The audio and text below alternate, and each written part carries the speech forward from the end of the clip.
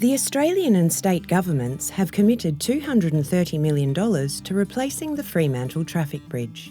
Main Roads is developing a new solution that will consider the needs of pedestrians, cyclists, road and river users and the rail system.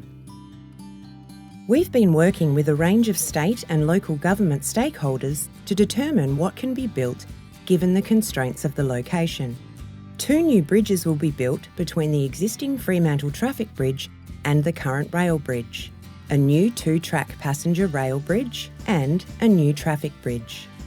This is a challenging project with many considerations and impacts to manage, including the river environment, river users, Fremantle port operations, properties along Queen Victoria Street and cultural sites.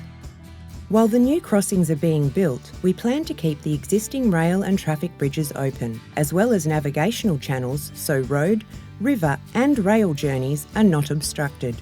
The new traffic bridge will still be 2 lanes in each direction. A new passenger rail bridge will separate freight and passenger rail lines, improving services for the community and industry. New, wider walking and cycling paths will better connect pedestrians and cyclists between North Fremantle Station and the southern foreshore.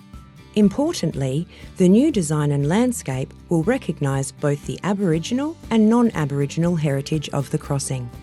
An enormous amount of work needs to be done to design the new crossings. This includes environmental, geotechnical and engineering investigations, as well as heritage and urban landscape and design planning. For details, visit mainroads.wa.gov.au and search Swan River crossings.